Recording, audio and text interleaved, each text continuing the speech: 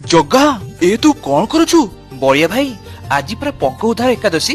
ବର୍ଷ ଯାକ ଭକ୍ତ ଦେଇଥିବା ଫୁଲ, ବେଲପତ୍ର ଏବଂ ଗଙ୍ଗା ଜଳରେ ଲୋକନାଥଙ୍କର ଏହି ଶିବଲିଙ୍ଗ ପଙ୍କ ଭିତରେ ପୋତି ହୋଇଯାଇଥାଏ। ଯେହେତୁ ଆଗକୁ ଶିବରାତ୍ରି ଆସୁଛି, ତେଣୁ ମହାଦେବଙ୍କୁ ସଫାସୁତୁରା କରିବାକୁ ପଡିବ। ଆଉ ଲୋକନାଥ ବି ଆମ ଶ୍ରୀମନ୍ଦିରର ରକ୍ଷକ ବି ନା। ଠିକ ଅଛି ଜଗା, ଚାଲ ମୁଁ ତତେ ବି ସାହାଯ୍ୟ କରୁଛି, କିନ୍ତୁ ଏହାର ଇତିହାସ ତ ଟିକେ କହ। ଠିକ ଅଛି, କଥାଟି ଏପରି ଯେ ତ୍ରେତୟା ଯୁଗରେ ଯେତେବେଳେ 14 ବର୍ଷ ବନବାସ ସମୟରେ ମୁଁ ଏଠାକୁ ଶ୍ରୀରାମ ରୂପରେ ଆସିଥିଲି, ସେତେବେଳେ ଏଠାରେ ଏକ ଶିବଲିଙ୍ଗ ସ୍ଥାପନ କରି ପୂଜା କରିଥିଲି। ତାର ବହୁତ ବର୍ଷ ପରେ ସେହି ରାମଙ୍କ ବଂଶଧର ରାଜା ମାନ୍ଧାତାଙ୍କ ରାଜ୍ୟରେ ବର୍ଷା ନ ହେବାରୁ ଭୟଙ୍କର ଦୁର୍ଭିକ୍ଷ ପଡିଥିଲା। ତେଣୁ ଏହାର ନିବାରଣ ପାଇଁ ମହର୍ଷି ଅଙ୍ଗିରା ରାଜା ମାନ୍ଧାତାକୁ ଏହି ପଙ୍କ ଉଦ୍ଧାର ଏକାଦଶୀ ପାଳନ କରିବାକୁ ପରାମର୍ଶ ଦେଇଥିଲେ।